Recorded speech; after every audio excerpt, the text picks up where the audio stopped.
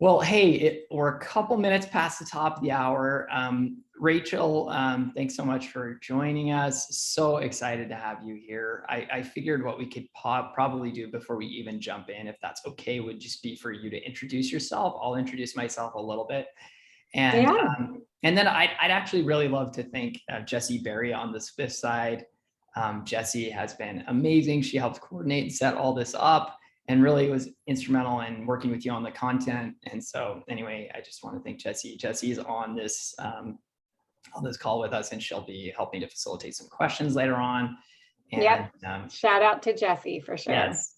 Well, so why don't we start with just a little intro? Yeah, like a little intro from you, and then I'll jump in afterwards. Yeah. So again, Rachel Parrinello. I'm a principal at the Alexander Group. We are a revenue growth management consulting firm. I've been at the firm for going on 22 years. It's interesting. I keep getting LinkedIn messages saying, congrats on your anniversary. Wow. So I've been designing, or is it 21 years? Oh, goodness gracious, time flies. But anyway, I've been designing sales compensation plans for quite some time. And I run our sales compensation practice here at the Alexander Group. Now, we do more than just sales compensation plan designs, although it's a big part, maybe 40% of our business, but the other part of our business is around sales strategy, sales structure, and kind of talent management, like compensation programs. So I am excited to be here today and hopefully parlay some wisdom that I've gained over those few years that I've been doing this. You know, I was going to try to recruit you away, but now that I know you've been there for 22 years, I guess like that's a futile cause. That's really neat. What an amazing background, and you do have an incredible amount of wisdom. And I'm super excited to go into the slides with you here. There's just a lot of really rich content. So I'm Jeron Paul. I'm the founder and CEO of Spiff. We are kind of a next generation SaaS for commissions company. We really focus on putting trust back into the commission process. That's something you hear us talk a lot about. And we're doing that with what we feel is a new class of software. We feel like we're really trying to build on and extend what you're used to in Excel, but really build something that's 10x better than Excel for commissions, and even a lot different than a lot of the other software in the space. So anyway, thank you so much for letting us host this with you, and why don't we jump right in? Yeah, let's go ahead and get started. So the topic is, as Jeron mentioned, does your sales compensation work? And we're really not here to actually analyze your specific sales compensation plan, but what we are here to talk about is the methodology and the process within which you can assess your plan and also design an effective plan. So if you're going to take away two things from this session, it's really what is your methodology and what is your process that you use to evaluate your plans. Now, I know in talking to Jessie and Jeron that many of you are, own the plan design process or involved in the plan design process. So my hope for you all is that you can see kind of what we would think is a best in class methodology, and you can bring some of those practices to bear in your organization, or maybe you're doing everything right, and this is a validation session for you. And then I know many of you are kind of on the peripheral of maybe sales compensation plan design process, that maybe you're administrating the plan and you're wondering what the heck are they doing over there. So my hope for you, or my goal for you, is that out of this session, you can become a little bit more knowledgeable about why things are so crazy with the plan design process and why you're being asked to implement all these different things that may be not so easy. But before we get started, I thought maybe there's one other kind of secret, Jeron, that I'm going to parlay to you and to all the folks on the session is, as I mentioned, I've been designing sales compensation plans for 22 years now. But my secret is I don't think there is a perfect sales compensation plan. Whoa, that's you heard it right here first, folks. Wow, that's actually interesting. So you know why, Jeron? You know why I think that? So if you were to, I mean, if you think about sales compensation plan design, it's a super important lever to drive your strategy and to drive your revenue growth model, right? And it's the most expensive thing that you have in your sales and marketing costs, particularly for B2B companies, right? B2C, we'll put them on the side. But so if you think about everything you want to drive, and particularly I know many of you are technology companies, you know, you want to drive the new logo, you want to drive expansion, you want to drive renewals, you want to drive first year value, you want to drive multi-year value, you want to drive, maybe you have a consumption model you're putting in place, or, you know, you have a specific product focus that you need to drive, or you want to make sure people are putting their deals in appropriately into their funnel. So there's all these different behaviors you want to drive. And if you think about it, if you put all those in the sales compensation plan, what are you going to get? The mess, right? Yeah. I call it the Frankenstein plan. Yeah, sometimes we go into these companies and they've got all these measures and bells and whistles and hurdles and gates and woo. So it becomes really, really messy. And so it breaks down one of our key tenets, which is simplicity. Yep. Right? So we need to make sure that the plan is simple, motivational, easy to understand. And so what does that mean? So going back to methodology and process, it means that we need to make sure that in our process, we have the right stakeholders involved, because you're weighing pros and cons of different options as you go through the design process. And so at the end of the day, what you don't want to have happen is for sales to go, this plan sucks because finance designed it, or have finance say this plan sucks, it's not doing what we want it to do because sales ops designed it, or whatever, right? You don't want people blaming each other, and so you need to bring them into the fold. And it's kind of like a therapy session in a way, and that's why I love plan. I love that. Plan design. Oh, it's right? so true. I love the methodologies, because what you're trying to do is bring all these different stakeholders together and ultimately figure out what you're going to put in the plan and what you're not going to put in the plan. So I'm seeing a chat comment here. It's an art, not a science, and I completely agree with it. That being said, I think there's some science that you can leverage, but there's definitely some art. So with that, and one thing before we jump in, I know you're going to give us some kind of general background stuff before we even jump into plan design. So folks, please know there's a little bit of a structure to this, to what we're going to take you through. We're going to go through a little bit of a kind of a catch up on the state of the state, so to speak, of, you know, compensation and plans and how people are feeling about them. Then we're going to get into some plan design principles. But I neglected to say this at the beginning, and Jesse jumped in and said it for me on the chat, but I want to reiterate it for those who are just listening. Please log your questions all throughout the session. So you could probably even do it in chat, but I think there's actually a way to, if I remember, there's a Q&A tab here. And if you click on the Q&A tab, you can put your questions in there. We will get to those questions. So I noticed, Brian, thank you so much. Brian, you've been active on chat and on the Q&A. We will get to those questions at the end. So we will reserve time for that. Thank you so much for putting those in. And I know sometimes I wish it could be more conversational, but given the number of folks we have on at this time, like what we'll probably do is kind of go through all the slides, and then we'll actually go back to your questions at the very end. So thanks, and sorry I didn't say that at the beginning, but now we can jump back in. Yeah, good. All right, so Jen, let's go ahead and get started. And what I wanted to kind of kick this off with is maybe, you know, since we've been doing this for so long, what are kind of the classic mistakes that we see at the Alexander Group?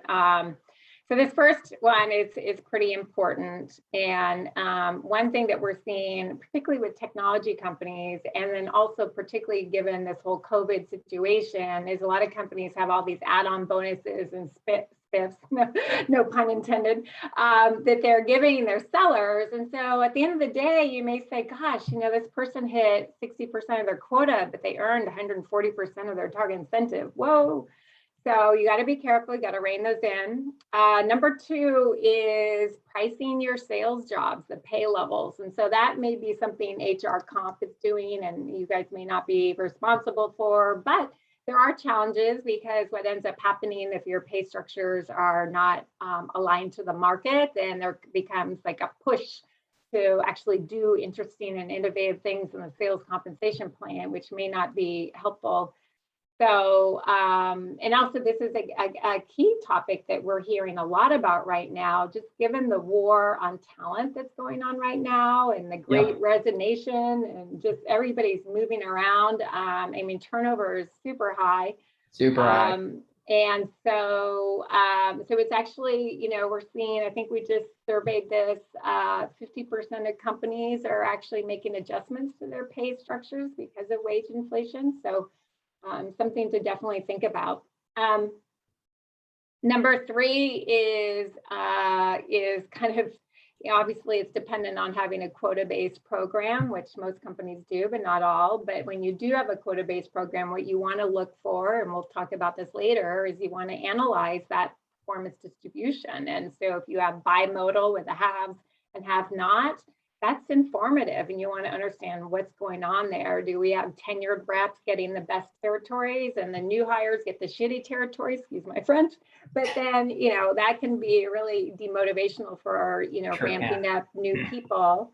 And so anyway, or you can have everybody blow out their plan or everybody not doing well. So really those unusual performance distributions are key. And then number 4 actually probably should be number 1. So when we go in and help our clients with a sales compensation plan design, the first thing that we do is we validate what are the jobs and what are the desired behaviors for each of those jobs. And I can't share with you how important that is as part of the process. Because if you don't have that clarity, you end up talking past each other, because in my mind, I think that this is what we're trying to drive. In your mind, Jeron, you're like, no, but we're trying to drive this. Or maybe we totally agree. We often call this like definition of victory. It's like, what makes a person victorious in their job? Like what is it that you can really get clear on that you want them to do? Because until you have that, you are absolutely going to be talking past each other. So I love this one. I actually would move it to number 1 as well. Yeah. It's really good. And, you know, and as designers, it becomes kind of frustrating, right? Because sales strategy may still be figuring out their strategy, yet we got a deadline. We've got to roll this out by the next fiscal year. So we're trying to do the comp design, yet they're still like, well, we're not sure if we want to drive multi-year deals or whatever it might be. And so we become the forcing function. We have to tell them that they need to figure out their strategy. And, you know, one little tip that I've used is if they're trying to decide between like job A and job B, like what they're going to deploy, throw both jobs on the docket and design a plan for both. And then they can figure it out later on. But that's sometimes that works, sometimes it doesn't. It really depends on what they're wrestling with. Number 5, anecdotal decision making. So just making a decision off of one person's viewpoint or not including other people in the process. I've kind of already talked about this, that it's you really need to have finance. Well, I talked about how it's a collective decision making process, but that involves sales ops and sales strategy, finance, HR. And to some extent later on, legal when it comes to all of your communications and legalese and policies. Number 6, have you ever seen this, Jeron? So it's funny, Never seen that. I would say like, this is my slight, you know, friendly like beef I have with CROs. You know, I love CROs. They're larger than life personalities. They have a hard job. I mean, they're often treated as well as their latest quarter. So, I mean, but I mean, a lot of times they'll come in and they'll advocate for deploying a compensation scheme that is essentially the one that they had at their last job. It's like, hey, this is what we did at the last one, and it's going to work here. And, you know, honestly, sometimes if the industries if it's basically you're moving from one company in a very, very similar industry to another one, that can kind of work. In most cases, though, it doesn't, because there's a difference in whether you're focusing on mid-market or focusing on enterprise, and then there's a difference on the type of sale and what the real indicators of getting closer to closing a deal should be and are given a particular space and industry and product. And so, yeah, I think this is one where it's easy to fall into number 6, is it? It's simple, but it ends up being simplistic. It's not what you it ends up not being aligned. I would add there are two more things. One is you could be in a completely different growth phase, right, than another company. Also, you could have very different philosophies in terms of your reward philosophies. So those all need to be taken into consideration. You're spot on. There's also nuances with the job roles and how they're deployed. What about number 7? I'm sure you see this as being, totally. I mean, one thing I think we're all really excited about is some of the forecasting tools that are out there are actually starting to really get pretty good. And some of the AI-driven forecasting tools are can end up being like 90% accurate at the beginning of a quarter. And so I do think there's some neat stuff coming online around this topic. But I totally agree with you that as long as humans are doing it and they don't have the help of a lot of this sophisticated technology, I do think that we often can be over reliant on historical data. And I think what we really mean is that we're building incorrect models to extrapolate to the future, or frankly, we're not taking into account massive game-changing events that invalidate the historical data. Like, oh yeah, we just totally changed the way we sell, or we're introducing this massive new product and we want to push it more than we want to push the old product, or oh, we're in the middle of a global pandemic. By the way, I would add one, and you kind of touched on this before you even got into these, but I would definitely add, overly complex comp plans, to your point, is a classic sales compensation mistake, and I call that, it's the Franken plan, as you called it. Franken plans often get built over time. Oh yeah, we forgot. Okay, let's add that piece in. Oh yeah, we forgot that. Oh shoot, we gotta incentivize that too. So okay, let's add that in. That's not a great way to designing by tweaking, right? Designing by incremental tweaks that build this like really crufty plan over time, right? And I recognize this is like so hard to do because it basically means like your job is just never done as a sales compensation administrator. It's just never is, and it's just the reality. It's wonderful because it's tons of job security, but it means that you've got to be constantly evaluating and constantly looking for that simplicity on the far side of complexity, that elegance, and prepping the team, because the other problem is making changes too quickly. I mean, that's a classic compensation mistake too, is like, oh, we messed it up. Okay, well, let's change it over here. I mean, you can't. I don't think that's a classic compensation mistake, because very few people actually do it, because it just becomes so disruptive to the sales team. But then you're stuck with maybe a plan that's just not really working. So anyway, I'm sure we'll talk about some of these things as we continue to go forward. But those are good additions. The Frankenstein plan and the changes, that there's a balance between how much you change and what you don't change. All right, so before we get into our framework and talking about the methodology and the process, I thought it would be really, you may be very interested in just a few quick slides I'm just going to throw out of you that we got from our latest trend survey that we did in December. So this was kind of looking back at 2020. How did you think about your plan? And then looking forward in 2021, what are you going to be doing? So what was interesting as we look back at 2020, we started to see a dip in terms of how many companies thought their plans are effective. So that was kind of interesting. And I'm assuming, so many companies are going, and industries are going through transformations. And then you threw the whole pandemic on top of that. And what did that mean? It means that as we go into the next page. Can we go back really quick? It is interesting. It is interesting that it almost seemed like pre-2019, it almost seemed like folks were like, hey, we're doing a better job, like, hey, it's starting to get a little better. Like this, and then all of a sudden, this big pandemic. Yeah. So, anyway, it's interesting. Cool. Yeah. And we'll talk a little bit more about why plans change, which I'm sure many of you probably know the answer to that, but I'll just leave that out there. And I have a slide on that coming up a little bit. But what was interesting is we ask also every year to what degree are you changing your plans? And I predicted this before we did the survey in December. I was like, everybody's going to have to change their plans. So this is the first time. Usually it's like 90% of companies are changing their plans, but this is the first time 100% of companies said they're changing their plans. Now, they're either minor changes or significant changes or only major changes. But I thought that was, that's so interesting, the fact that 100%. That's right. And then I talked about this a little earlier, with quota setting being the biggest challenge that companies have. And you can see here, these are the top kind of 5 things that year after year, everybody says is their top challenges. So we have a laundry list of, I think, like 18 things we ask people to respond on, and these are the top 5.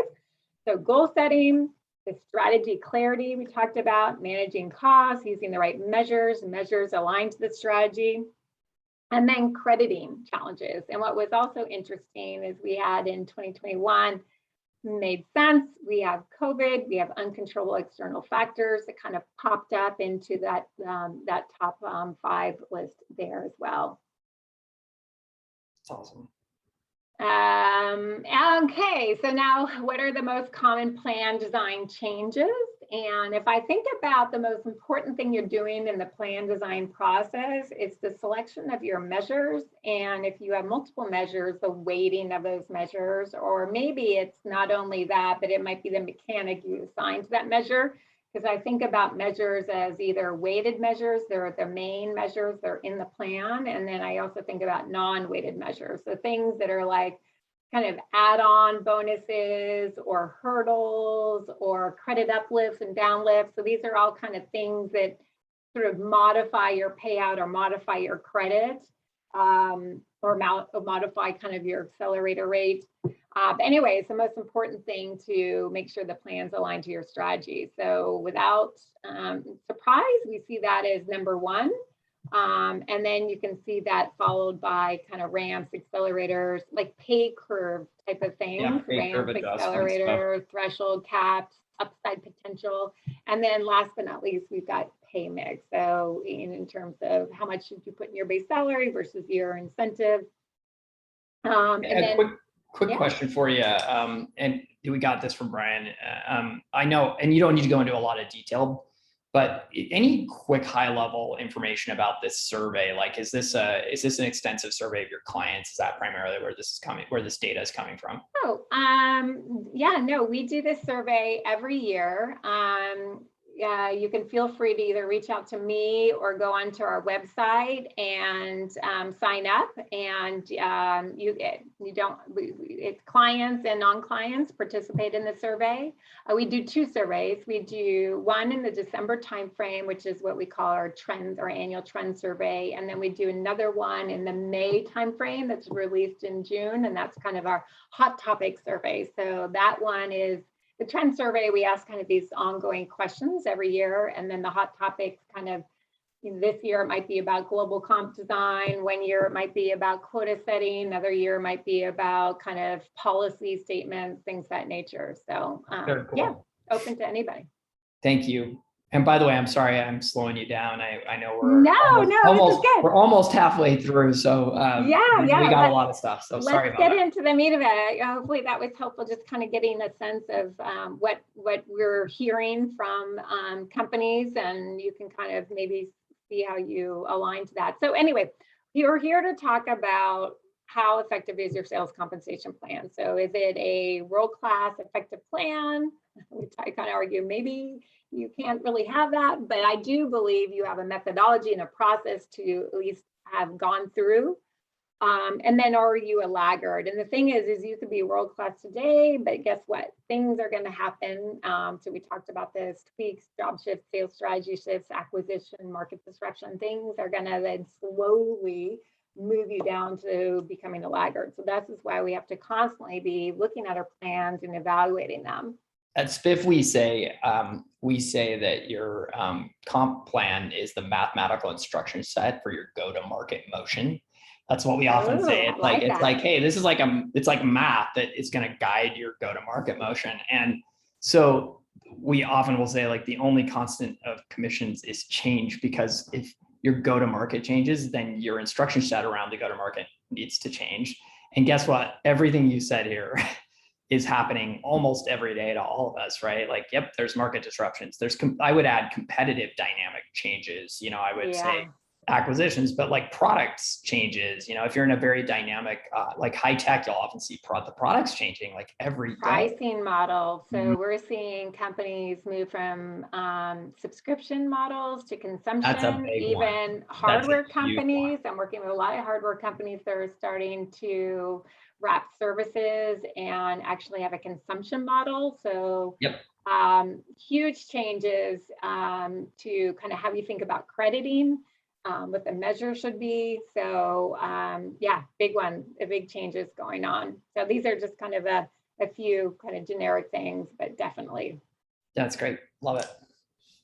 So at the end of the day, we think about your sales compensation program. What is it? It's an alignment program, right? It needs to align to your strategy. And what we would argue, it needs to align to a set of best-in-class principles. So just like when you're building a house, or remodeling a house, there's kind of codes in terms of, how far up should the doorknob be and where should the outlets be, how high up, and how far should I'm remodeling my kitchen right now, how far should the sink be away from your stove, right? There's all these kind of guidelines and codes. Doesn't mean you have to follow them exactly, but there are codes for sales compensation plan designs. And so those are, if you're interested, there's a great book written by one of our founders, David Shikeli, and it's called Compensating the Sales Force. And in that book, it has it goes through all the guiding principles, but it also has a chapter, just kind of a download of principles. And if you're interested, I will reach out to me after this session, or maybe what we could do, Jeron, is share this somehow. But I'm going to share it right now. I got just a handout that we can send that has it's about 4 pages. It has basically just the list of all the guiding principles. So. And then lastly, I'm also putting the link to the book in. I've never read the book, and I'm so sorry. I'm putting a link in the chat because I'm actually going to go get that and read it. Okay. So thank you. Yeah. Really cool. Yeah. And then we have market alignment. So anyway, how do you? So at the end of the day, what we're trying to do is it's an alignment program. So here's the meat of our presentation. So here's the methodology that we think that makes sense to ensure to either assess your plan, or also as you're designing your plan, making sure it meets these tenets. So first and foremost, does it align to the strategy? Second, does it align to all these kind of guiding principles? Third, are you paying for performance? Fourth, is it motivational for your employees? And last, is it market competitive? And so down below are kind of some examples of certain types of analytics that you may do to support, kind of assessing your plan against these 5 tenets. But this is really kind of the meat of the methodology. And we're going to go through each of these one at a time. But before we do, I just wanted some people ask, okay, what information do we need to gather to do an assessment? And so I split it up into kind of 3 categories. One is internal data. So what's your strategy? What are your job details? Getting that aligned. What's your philosophy? Getting your plan performance data, doing that analysis, looking at your budget and cost data. And then last but not least, and hopefully people are doing this, but is getting input from the sales force themselves. And I know some people are a little bit shy to do that because they think, oh, if we ask for their input, then they're going to expect a change. But, as long as you're upfront that we're just going to get your input and there's a methodology and a process to evaluate that, I think it's okay to get their input, because at the end of the day, you need to know how they're feeling. And then the best in class, the kind of principles, again, you can get that from the book, or afterwards we can, again, I have a handout I can send you all. And then last but not least is kind of getting market data, and you can get that from vendors like the Alexander Group, or there's many other vendors like, I'm sure you guys have that's right, you guys have some market data that you can share, right? So there's the comp admin systems, and then there's also the pay data survey sources like a Radford or Mercer. They have market practice data as well. All right, so then let's dive right into it. So our first kind of pillar or tenet is the strategy alignment. And so what I thought would be helpful, this is the Alexander Group model that we use to basically kind of demonstrate the decisions a CRO or head of sales would make to execute their go-to-market strategy. And it starts with figuring out who are your segments, what's your strategy, how do you structure your organization from a channel, a job, a org, how big should your territories be, how do you deploy the roles, and then management. And so as you can see here, we call sales compensation the caboose, not the strategy. So many times I'll go into discussions and somebody will say, well, we need to add this 2x product uplift. And then I need to ask, okay, well, what are you trying to drive? Because the sales compensation isn't your strategy, right? It's going to be aligned to it needs to reinforce and align to your strategy. But so really getting alignment on what the strategy is before you get to the tactical solution is going to be super important. Yeah, great. And then I just want to through this slide in here. This is just sort of a framework conceptually, like these are the things you need to be thinking about as you're thinking about your jobs and your strategy is kind of, what are your segments? What are the products and services they're selling? What's the sales strategy? Are they selling? Are they really focusing on fulfillment selling or expansion selling or kind of new logo selling?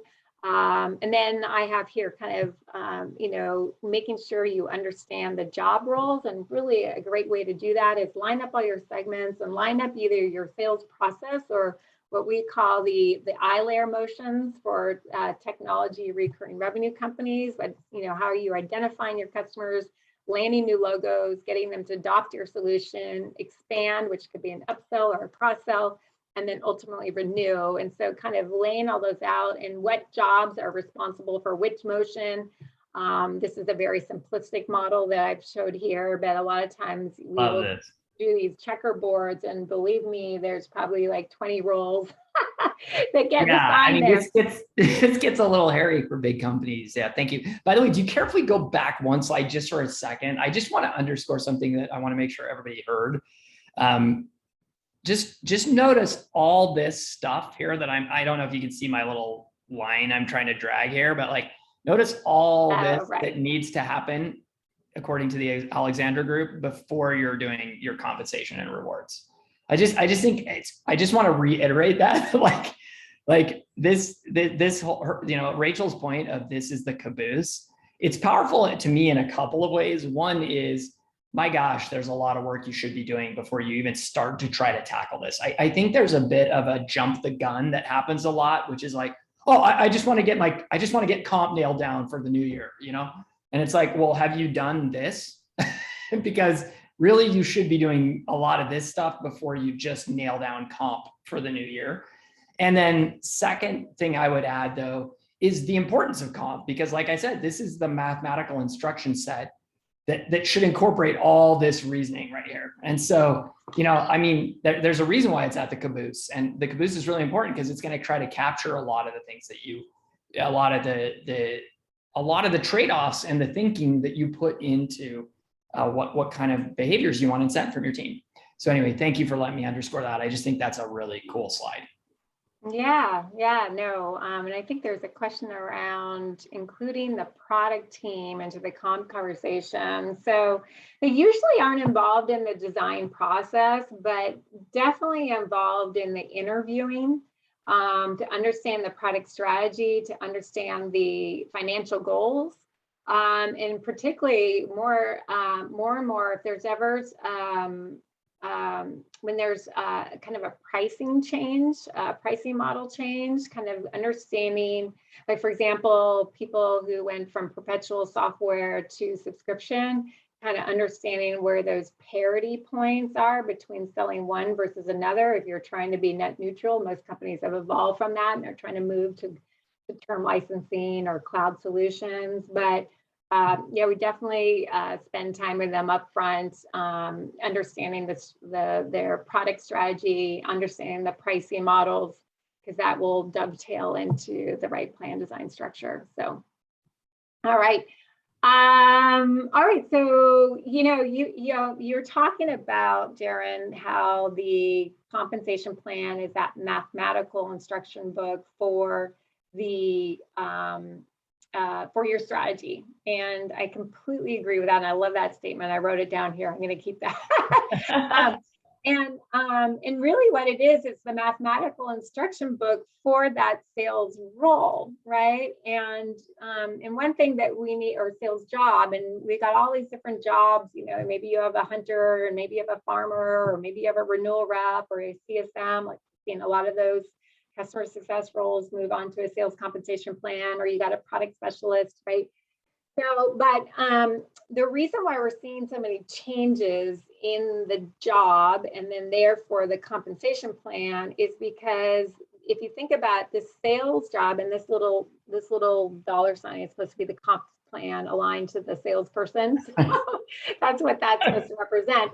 But anytime that you think about your sales job, it is the tethering point between two things. One is your company and your product organization. So just getting back to like, how should we involve their product organization? And then the other side is your customers and your buyers, right? So they are that intersection between those 2 points. So if your buyers are changing, like all of a sudden you have a new product and you have to reach out to a different buying set or a different customer set, or their needs are changing because, by the way, they're so knowledgeable in today's information age.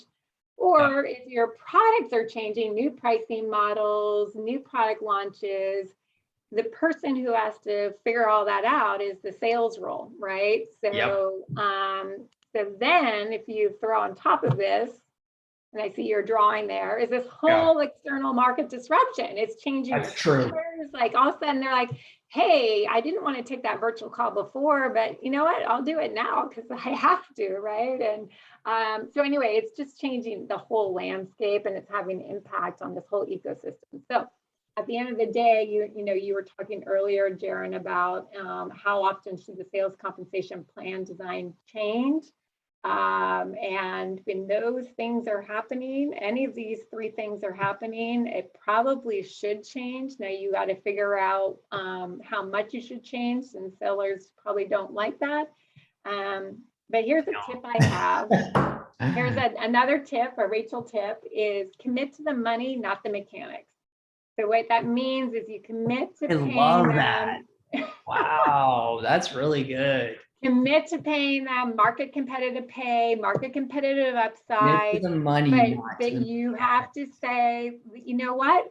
Our industry is shifting, our buyers are shifting, our customers. We have to change our mechanic. We have to change our measures. We have to change our pay curve. We have to change these things year after year. It's not that we're trying to, pay you less. Maybe you are, but usually not. But usually, most instances when we're helping our clients with their sales compensation plan, it's not to save money. And actually, sometimes we actually tell clients that they need to spend more money to attract and retain the right talent. But anyway, thoughts. I saw you drawing here. Any other thoughts on this one, Jeron? No, I already drew over your drawing, disrupting like crazy. I appreciate it, Rachel. This is awesome. Yeah. Okay. So number 2. So we talked about aligned to the strategy and the job roles. And then number 2 is really aligned to these guiding principles. I mentioned compensating Salesforce is a great way to kind of think about these component guidelines and principles. But really, this is kind of a framework that we have at the Alexander Group that we use. And so the goal, obviously, is pretty straightforward. Everybody wants to attract and retain the right talent. And then these guiding principles, I would say 90% of these guiding principles, is the second row here, all companies have. It kind of aligns to actually that framework we talked about, right? There may be something that we tweak, Yeah, there's differences. Like the way I think about it is like every company really does have philosophies on these areas. They do. There might be some differences, like you're going to talk about it later, about like a Darwinian, like a Darwinian type of pay for performance, scale versus more of a, hey, everybody succeeds type of scale. But you're going to have a philosophy on on each of these guiding principles. I agree. I think they're pretty foundational. Yeah. And so what some people will think is we've got this principle, no more than 3 measures. Well, we would actually put that down here in the component guidelines.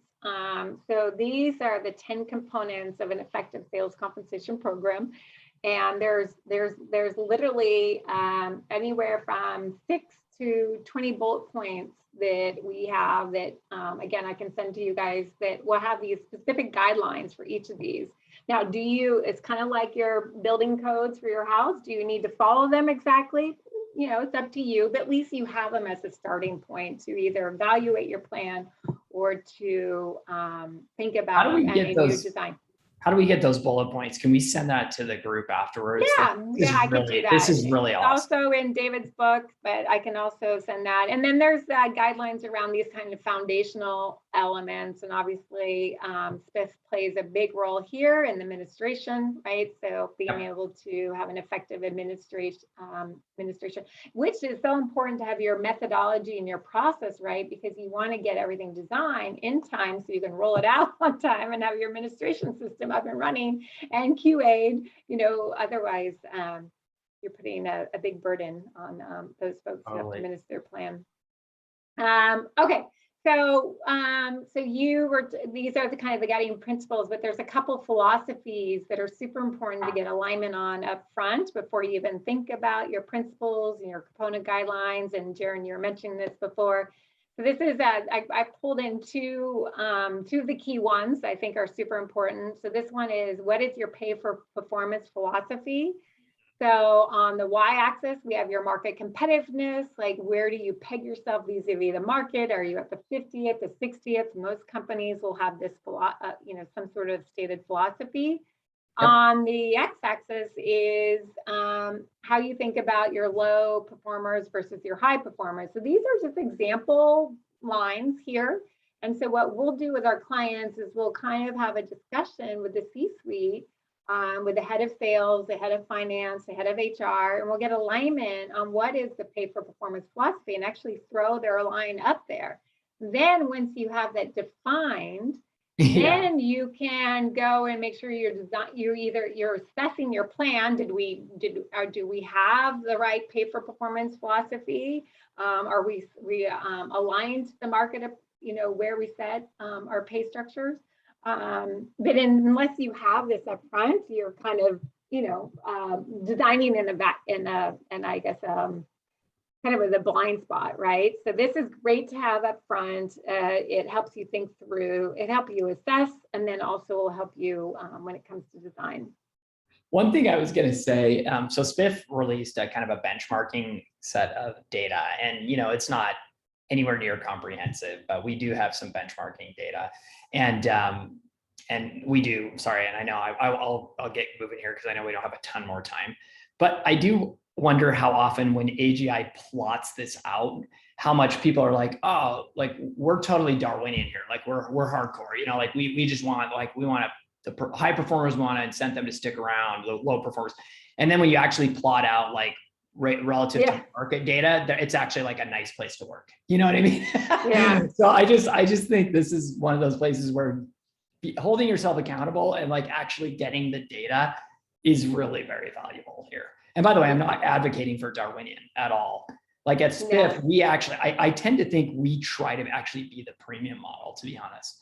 We try, this is how we're Darwinian. We try to let people go unless they're going to be 75th percentile in their job. Like that's the way we look at it. It's like, hey, we try, it's like, I would call this like, it's like the Netflix model. It's like, hey, we want to hire great performers. If you're not a great performer, you're probably not going to be great here, but we'll pay you really well, so. Yeah. No, it's Cool. good to have that. I could say a lot on this. I know, I love this slide. So this one is probably straightforward. If you have a quota-based program, having a philosophy in terms of what percent of your folks, I call it the participation rate, which is how many people are participating in the upside of the plan. So, anyway, it goes down. I would say most companies say they want to have stretch goals, but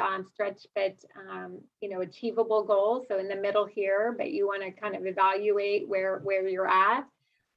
Interesting enough, just a little tidbit, because I know that you've got a lot, maybe we have a lot of people from the tech industry here, is in the tech sector, we're seeing that even though their philosophy is 55, 60%, or whatever it may be, the actual quote attainment of tenured sellers is around 40%. So, and give or take 5%. I didn't realize that.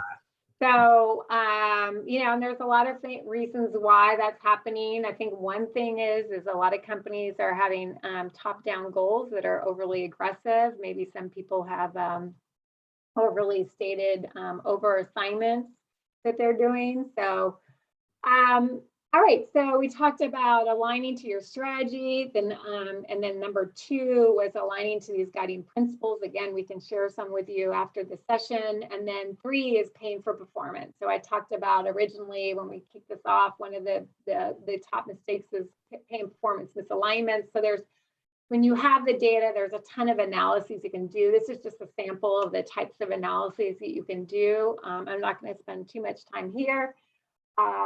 And then number 4 is getting to kind of employee motivation. And so one thing to do is you can either interview your sellers, or you could actually do a survey. This is just an example of one way to kind of survey your sellers on, hey, really, how do you think your pay, how competitive are your pay levels? How motivational is it? Can you achieve your quota? Look at this, they're saying, gosh, my quotas are too hard. Yeah. How clearly was it communicated? Because you could have the best design plan, but if you fall on the communication, that's a missed opportunity to restate your strategy, a missed opportunity to restate your mathematical instruction set. Right, Rachel, I like it. And then obviously for those in administration, getting a pulse on how they feel like they can easily track and how accurate their commissions are, and then their overall. So again, so we talked and here's just another one. So yeah, they may say that their quotas are unachievable, but you look at the data, right? How many people are participating in the upside of the plan? And another little tip I'm going to give you in today's world with so many spiffs and add-on bonuses and credit uplifts is I would not only just look at what percent are achieving quota, but I would look at what percent are achieving their target incentive. So you may have 40% achieving quota, but in the tech sector, what we're seeing is a lot of people are achieving their target incentive through other means. So, and if that gets too widely disparate, you probably have a little bit of an issue that you need to deal with. All right, so we talked about aligning to the strategy. We talked about in jobs, align to guiding principles, paying for performance, motivational, and the last one is market. So getting market data. This is an example of something that we do with our clients is we'll kind of fill out, we have a robust database of plan designs. So you can either leverage a consulting firm to get this data, or maybe I have a few clients that interesting, they interview people who come onto their company from other companies, and they kind of create their own little repository of plan design practices. Now you have to be careful with that because some people have their view of how they're being paid isn't actually how they're being paid, unfortunately, because not every company is good with their communications. Yeah, it's true. And it gets complicated. And so sometimes they don't even understand it, to be honest, like they don't fully understand exactly. it. Yeah. So the communication needs to be easy, leveraging calculator tools, leverage visuals. I'm a big person on visuals, but maybe that's just me. And then having the right training and communication around it. So in the end, what you can do is kind of look at all these elements, assess your own program, and that will kind of help you think through changes for the next fiscal year and how you can improve. When I started out this discussion, I said there's two things I want you to take away from them. There's a methodology. So we talked a lot about methodology, but there's also the process. And remember, I talked about getting all the right stakeholders involved. So I just wanted to kind of wrap up here and say you need to make sure you have, an appropriate steering committee, which has a head of sales, head of finance, head of HR, sometimes a head of sales ops, and then the design team that is the actual body that's doing all the design work. And then there needs to be kind of a calendar in terms of when things need to be done, and make sure you communicate to the sales leaders and sales strategy leaders that, hey, we need to start design and finish it by this date. So you need to have the jobs figured out by then, right? So you need to make sure everybody's aligned. And then that's kind of at a high level. And then a lot of times we'll help our clients kind of take that down to the next level, which is, okay, we got the governance structure, but now we have this end-to-end process from plan, design, implement, administer, assess, and that kind of managing the whole program. And we lay out the level 2, level 3 kind of process steps, and then we do a full RACI against that. So, hey Rachel, I know we're stressed for time, but I got a question that I think might fit in here. I know you're going to go straight to closing remarks here, so I probably could have held it, but Stephanie asked, I really like Stephanie Camp's question. She said, do you have any best practice suggestions for rolling out new plans, socializing the changes, cascading the communications? That was the one piece I didn't see there. And I just got to imagine that AGI has some thoughts. So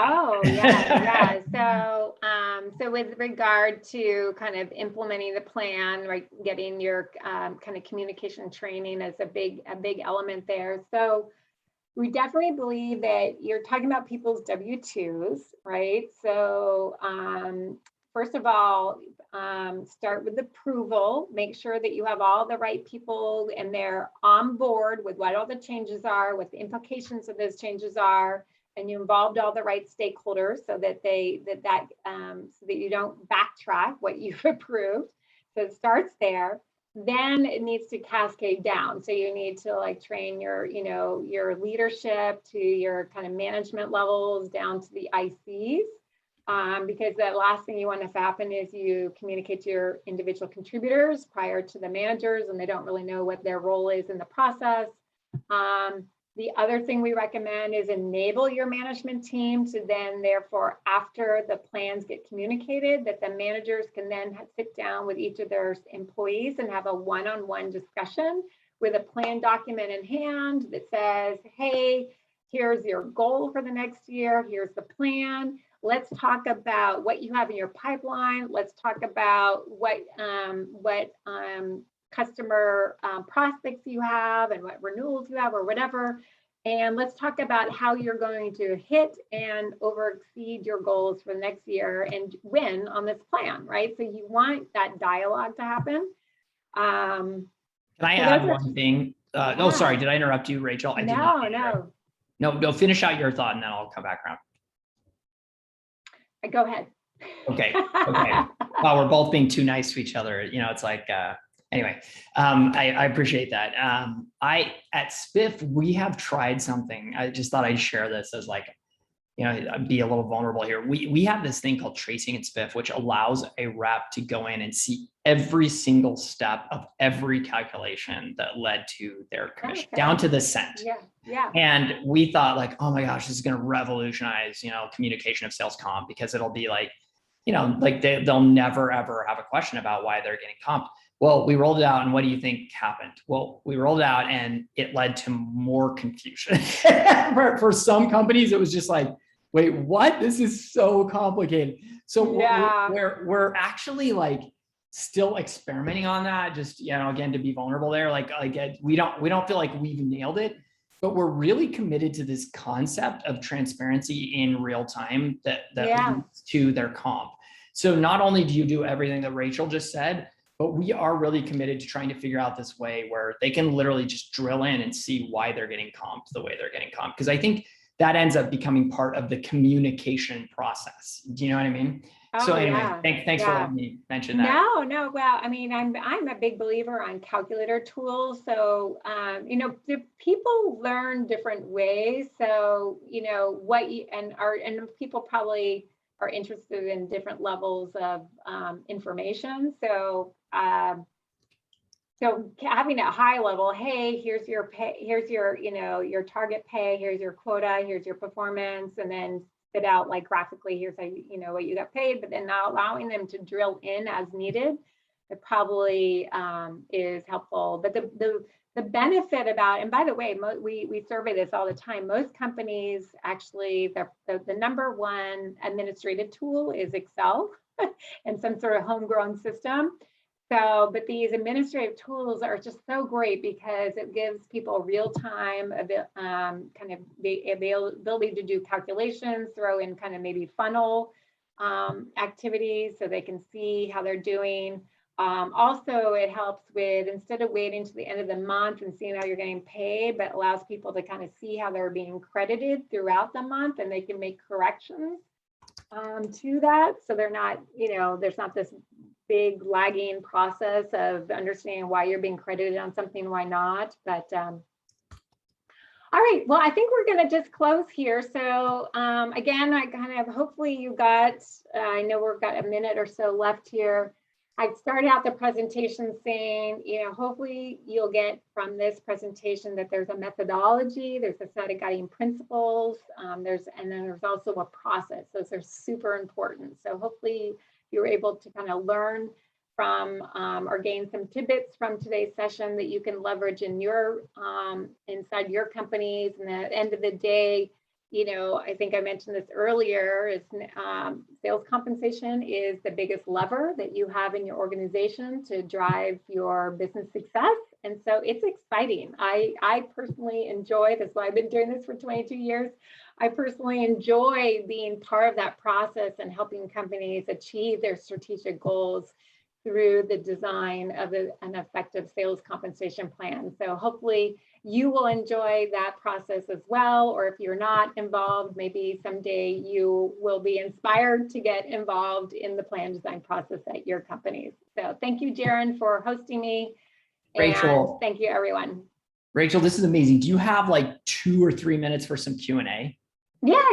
Okay, because there's actually quite a few questions. There's several questions anyway. I think if we could get through 3, it'd be fine. Really quick. Oh, I just noticed that Jesse, who runs these on our site, thank you, Jesse, just answered one question, which is, hey, is this being recorded and can we get access to this deck after this is over? Absolutely, yes. Yes. Jesse, I think, has all your email addresses. And so I think we're just going to send it out that way, but Jesse can probably clarify. Jesse, if you're on, you can jump on, but if not. Yeah, correct. She said, yeah. And then I'm going to give Jesse that little kind of 5-pager of the guiding principles. So she can send that out to you guys as well. Is that the one with the bullet points on those guiding principles? Like the 6 exactly. Yeah, terrific. That would be amazing. And then we have maybe 3 questions. I'm going to start with Jason Liu's question here, and let me just see if I can put up. So he asks, it would be nice to get some insight on comping the overlay team, and he calls it the free rider team, right? So certain overlay teams, like a channel partner, get comped on the same basis as sellers. So companies usually double comp them. At Spiff, we double comp, so we get that. But that sometimes creates some friction or tension among them, sellers versus the overlay team. That was the part I didn't totally understand, Jason. I don't know if you're still on, you can clarify, but when we double comp, a lot of the friction tends to go away. Right. So but do you have any comments on that, Rachel? And maybe you. No, I mean, when you have a straight commission plan and you have multiple sellers involved, what you have to do is split credits, because otherwise you're going to blow out your budget. But when you've got quota-based programs, when you've got overlay roles or teaming required, it's a simple solution. It's called double comp, double quota, right? I'm sorry. Double comp, double quota. So it's an elegant solution to team people. But one of the challenges with it becomes is sometimes these overlay roles are deployed at like a US level, or because they're super uber specialists or something like that. And so they end up being on what I call, actually David Cicchelli termed this and I stole it, but it's called galactic goals. So how do you drive individual accountability when they're on these big Uber goals? And so that's one of the kind of a key problem area that a lot of clients come to us with. And there's really no kind of silver solution. You could use MBOs or KSOs just to focus on specific activities or something like that. But yeah, most channel manager roles or product specialist roles, or even SC sales engineers, a lot of those are kind of what I call overlay roles, and they get assigned to an overlay quota. Yep. Okay, so another question. So thank you. Jason said thank you, by the way, for the answer there. And oh yeah, I agree. I love that, he mentioned that this is a subjective area, and unfortunately there's probably no silver bullet answer there. But okay, Stephanie asks, could you talk about accelerators on individual versus group plans? Should they be more or less rich? Accelerators on individual versus this could also get into like the overlay roles versus the sellers, right? So the answer is it depends. You like that for consulting answer? So let me say this though, there is a concept that I like to use, which you'll get in these guiding principles, called leverage. And what leverage is kind of the payout for your 90th percentile performer as a ratio of the target incentive. So let's say your target incentive is 100K, then what we would expect if we had a 3x leverage plan, we would expect our 90th percentile performer to make 300K. To earn 300K, exactly. Mm-hmm. And why do we pick the 90th percentile and not the top performer? Because there's a large beta on that top performer. But right? it's roughly a metric that tracks the steepness of your pay curve for performance. Is that kind of how to think about it? Yeah, and particularly for overperformance, it's how aggressively that slope is on overperformance. Is that a way to think about it? How aggressive the slope for overperformance? Well, it's a way to think about kind of how much somebody earns at the 90th percentile. But then the second question is, what are they performing as a percent of quota attainment? Mm-hmm. And which we call excellence points. So the leverage is your pay at excellence. Oh, I got it. And the quota attainment, the 90th percentile performer, and you can look at historical data. And again, you have to probably apply some management judgment. So let's say we have a 3x leverage plan, but then our 90th percentile performer is 200%. What you can do when you have those two design points is you back into accelerator rate, which I never thought I'd be doing geometry in my life, but I do it every single day, every single minute. And basically it's the rise over the run. So because we're paying 100% of target incentive, 100% of quota, we have 200% of upside that we're paying over that 100% of overachievement. And that ends up being a 2x accelerator, right? So if your excellence point goes to 150, then that's 200 divided by 50, and you have a 4x accelerator. So I guess what I'm saying is it makes sense for your individual contributors, your sellers, to have a very highly leveraged plan, like a 3x, but a lot of your overlay roles, like your SCs and your channel managers, they typically aren't on a 3x plan. So their leverage will be maybe 2x. But if they're on these big quotas, the variability, the x-axis, right, the excellence point will be a lot lower. And so sometimes they end up being on the same accelerator rate, but usually I would say, Stephanie, you're right. Usually their accelerators are a little bit lower, but definitely their leverage is lower. That was an awesome answer. Thank you. A little technical, but hopefully. If we're at 5 minutes over, do you have like time for 3 more questions? And we may not. Let me just, and technically I'm running late now too. I'll just put them out here. Maybe you can pick one of these and Remy, Ryan, and Joe. I'm so sorry if we don't get to all these. Will we break down comp plans by company stage, pre-early revenue, early PMF growth and scale? I can kind of answer that a little bit, that we at Spiff anyway, we definitely see obviously pretty big changes in comp plans based on the stage of a company. So I think that is true. And you'll often, I don't know if Rachel, you have any particular insight into how those comp plans tend to change for, like, say, a startup versus a very established company. They go from simple to complex. That is clearly a true thing. You get a little bit of Frankenstein Yeah. With the large companies, just because there's so many different jobs and teaming and maybe a wide portfolio of products and pricing models that they're trying to sell. So, and so early stage tends to be simple, kind of more commission, one measure plan. And then eventually you get into kind of a growth phase and you need to kind of think about, no longer a one size fits all plan. You need to actually align different plans to different kind of roles against each segment, as well as different jobs, overlay jobs versus your direct selling jobs. So you start to get into really getting job-based plan designs. You also, it's really tied to kind of the quota performance and kind of the second phase. And that's overlays start happening more, and you start getting exactly. more sales management plans that are starting to crop up when you probably didn't have those as a startup, and you hire a bunch of sales engineers. So like you get a bunch of new roles. So something I would add. There is one more kind of element that tends to change in that shift, which is how much companies are, this gets into kind of HR comp world, but how do they think about the cash comp versus maybe equity, right? So that's kind of an interesting kind of dynamic that sometimes shift as companies evolve throughout the maturity curve. And then very mature companies. So sometimes companies, when they get into kind of what we call phase 3, which is they're a mature company in a mature industry where there's a lot of pricing pressure.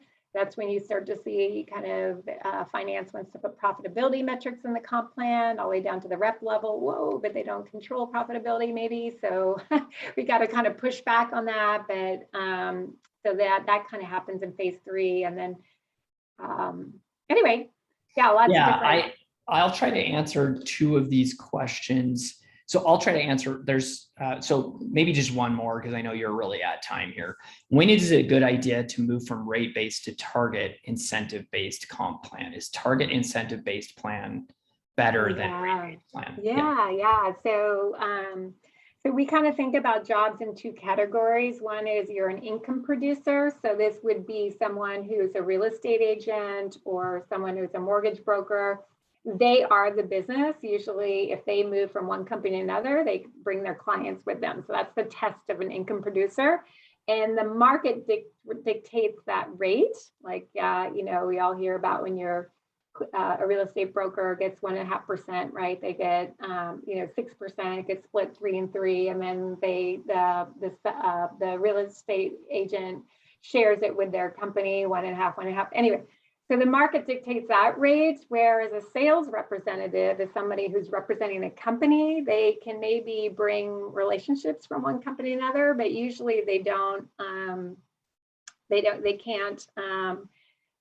kind of bring entire businesses with them when they switch from one company to another. So again, that's the test. And so they should be paid just like any other job in the organization, whether you're finance, HR, sales ops, whatever. There's a target pay, a market-based pay for your job. And so you think about a targeted pay structure. So even within a targeted pay structure, a sales rep job, there you can have a commission mechanic, right? Where you say, hey, everybody's territories and opportunities are the same. And so therefore, and everybody's pay, we're hiring kind of the similar people. And so we put everybody with like a 10% commission rate or 6% or whatever it might be. But eventually when you get uneven territories, hey, Jeron, you've got New York City and you've got all these banks or whatever in your territory. And, Rachel, you're in Ohio or something, right? Your territory is a lot lower. So when you get unequal territories, you need to go to what I call a quota-based program. And then there's 2 mechanics you can use in a quota-based program. One is an individualized commission rate where you take their target incentive, divide by their quota. And so, Jeron, your rate may be 6% because you've got a big quota. Mine might be 10% because my quota isn't big.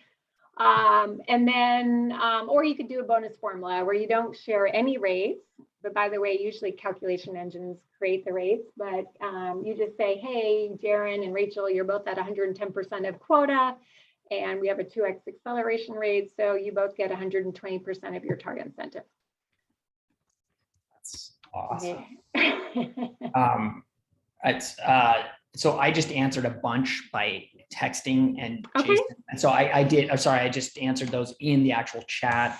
You all are free to look for those answers there. Because I just feel bad keeping Rachel any longer. Rachel, you are awesome and amazing. Okay, I can't wait to do this again. Yeah, let's do it again. Let's do it again. And Jason, on your last question that I responded to, Jason asked about how often he sees comp tied to both, traditional commission and to KPIs. Yeah. I don't see, among our client base, we don't see that commonly in the sales, SE, BDR, and client success and support functions. I would say like less than 5% of the time, to be honest, but I would say it's very common outside of those functions. So I just want to highlight that like KPI driven, performance metrics and MBOs are extremely common especially for the more you rise up in terms of seniority of the leadership that you're calculating some form of incentive comp for, and outside of the traditional sales functions, we see it more commonly. I don't know if you'd add anything to that, Rachel, but that's my answer. Yeah, no, I agree with it. If you're trying to drive behaviors that are difficult to measure than just the standard kind of sales metrics, like for example, sometimes I see it in like alliance roles, right, where you're trying to get your technology ingrained into an overall architectural solution that you and a center or whoever are going to go to market with. Like those are kind of some key kind of milestones or tenets that you want to measure somebody on, that the revenue isn't going to come till later on. So either it's for kind of long sales cycle milestone based, or are used for kind of driving certain behaviors that's hard to measure with the actual sales. The cultural metrics, like, hey, we want to create a really collaborative environment, or whatever. Like those are sometimes hard to measure with direct revenue impact. Yeah, but really cultural ones, I would say, hey, that's performance management. I wouldn't use the sales comp plan, but. Awesome. Anyway, this was fun. Thanks so much for having me, Jeron. Thanks everyone for joining us. Thank you. I can't wait to do it again. Afternoon. Okay, thanks everybody. See you Bye. later. Bye-bye.